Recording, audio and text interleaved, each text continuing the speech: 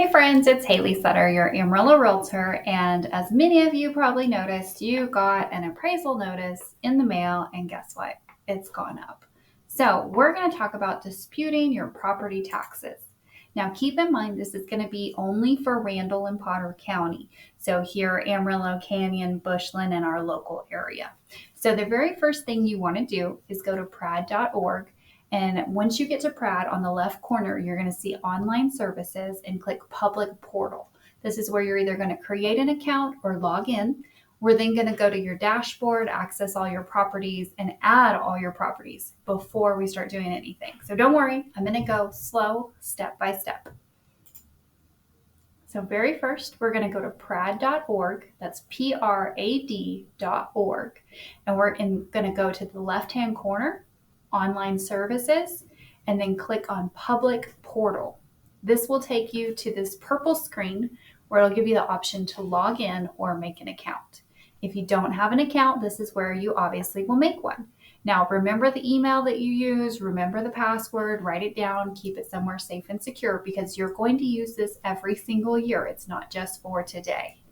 Once we have created the account and logged in, before we click on file a protest, we're actually going to click on manage properties.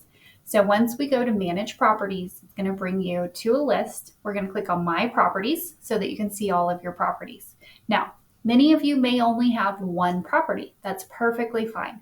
If you have multiple properties, landlords, I'm talking to y'all, make sure you have them all in the system. So if you don't see a property address in there, maybe you just bought it last month, you want to make sure and add it in there because it's going to be important to keep track of all your properties for one, know what you're paying in taxes, and then be able to dispute them every single year. So if you don't see a property that's there, click on add property. And then this will actually go through the steps to add the property into the system so you can access it on your dashboard.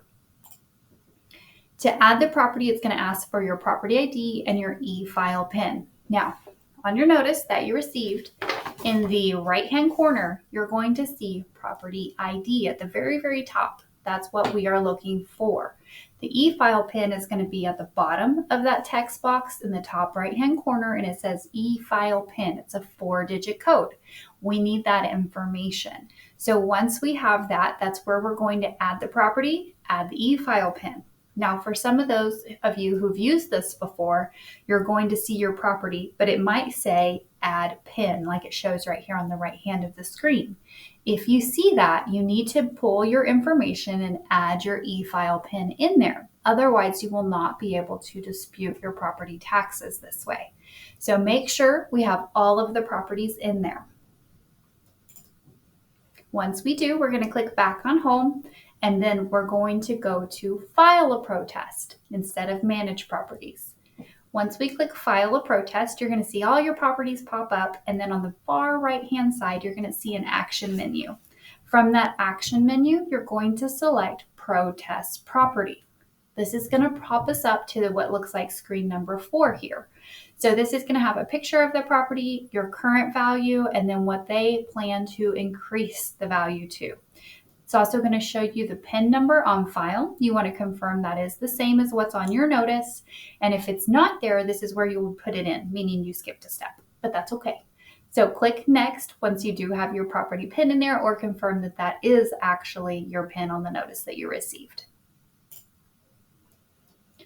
Then we're going to come to this screen. So section 3. This is where you're going to check all that apply. Now you may have more than one. You may have 2, 3. You could have other things on there. Maybe we're missing an exemption, different things like that. So click all that apply. I always click the first 3 because to me, they're pretty much the same thing. So I'm going to cover all my bases and I'm going to click all 3 of those. Then what is the opinion of your property value? So in this case, they're trying to raise the property value on this one to over $150,000. In my opinion, the property itself is only worth $125,000. And I know that because we just bought it a couple of months ago. So I'm going to put that information in there. The next is going to be our comment section. On our comment section, we're going to put all of the evidence that we have as to why our value is right and their value is wrong. So when you're adding all your reasoning for protesting the value, make sure you're relying on factual information. It's a great idea to put in repairs, defects in the property, estimated cost of repairs will help as well. So let's say you've got a house over in Puckett and they're valuing it really high price per square foot, but you haven't updated the kitchen and you need new flooring and the carpet's bad and should probably be replaced in the bedroom, and you still have popcorn ceilings and the fence might need to be repaired and your roof's bad. So we're going to list out all those things that are wrong with the property and an estimated cost of repair if you know it. So we want to do everything we can to get that property value down. Now keep in mind, this does not affect your resale on market value. This is only for taxing with the county. So we want to get it as low as we possibly can. So we'll go on to the next part here. So you'll see the comments that we put in, and then you'll also see the information on the hearing. Make sure and go through and read these, know which options you are picking. So if you want to do a one-on-one hearing, if you want to do a regular panel, if you want to get notifications by mail, by email, by text. I always do text. I get way too many emails to try and keep up with a notice that comes in. So I always want to get a text or a physical mail if I can.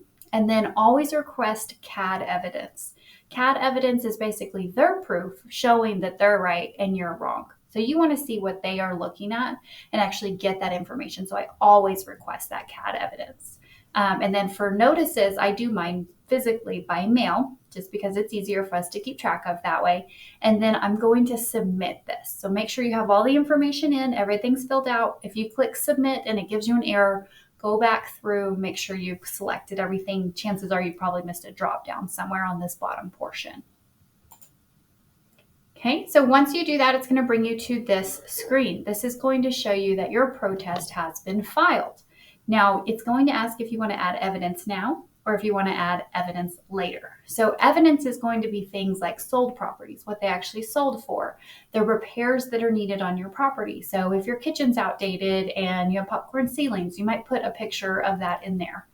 Just different things like that that the property does need that supports what value you're trying to show. And if you don't have any evidence to add, just click add evidence later, and then it'll skip that portion.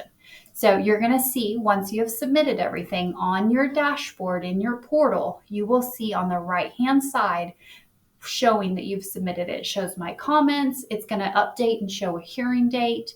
It's going to give us that deadline, everything like that. So all of that will be in there. Make sure and keep an eye on your mail or your email, just depending on what you did, for updates on your hearing date and your status. Sometimes you're going to get a mail that's going to tell you, okay, we received your protest, but we disagree. So bring all your evidence and come to the county district on this date and this time, and we're going to talk about it. Sometimes that will happen. I've also been successful before where they're just like, oh, okay, you're right, we're wrong, and they fix it.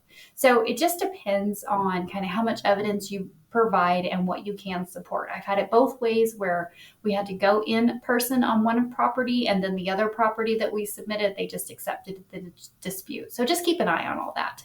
So hopefully, guys, this information has been helpful for you. Here is all my contact information. As always, if you need anything real estate related in our area, please give me a call, tell your friends. I'm happy to help, guys. Have a wonderful day.